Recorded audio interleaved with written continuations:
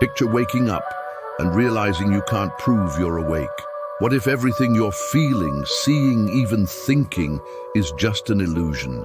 That voice in your head saying, "Of course I exist." What if that voice is lying? This isn't science fiction. It's one of the most profound philosophical riddles ever posed. So let me ask you, can you prove you exist? Right now. Let's dive in.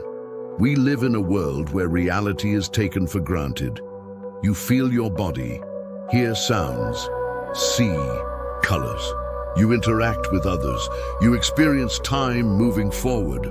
But none of it is actual proof that you exist. Why? Because everything you know about the world comes from one source, your mind, and your mind can be fooled. Think of dreams. While you're in one, it feels real. You run, cry, fall in love until you wake up. So how do you know this moment, right? Now, isn't another dream? René Descartes, a 17th century philosopher who questioned everything, including his own existence.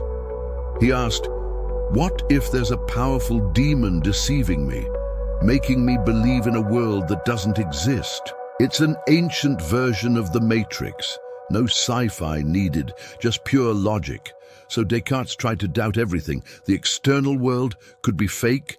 His body might be an illusion. Even math may be manipulated by this hypothetical deceiver. But then he found one thing he couldn't doubt. He was doubting. And if he was doubting, then something must be doing the doubting. And that something was him, hence his famous phrase, cogito ergo sum, I think, therefore I am. But don't get too comfortable. Because here's the twist. Descartes proved the existence of a thinking thing, but not who or what that I actually is.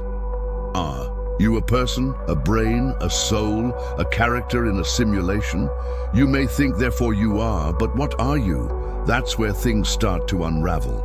Long before Descartes, Buddhist philosophy offered a radical idea. There is no fixed self. You're not a permanent identity floating through time.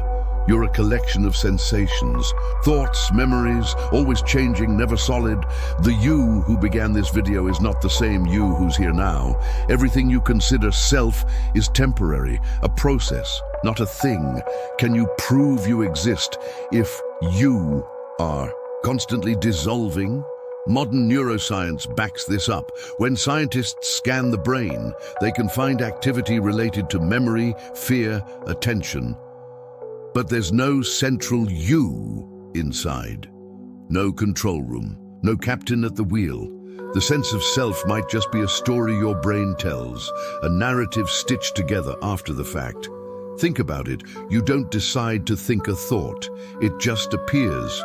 So who's really in charge? If you're not the author of your thoughts, can you still claim you exist? Some philosophers argue we only exist because others recognize us. You see yourself reflected in someone else's eyes. A baby doesn't develop a strong sense of identity until it interacts with others. So without society, without language, without relationships, would you even be a you? That's not just poetic, it's ontological. It means your existence may not be solitary at all. Now let's go deeper. What if we are in a simulation? Think about the rise of AI, VR, and quantum computing. We're building digital worlds indistinguishable from reality. If technology keeps advancing, who's to say this hasn't happened already?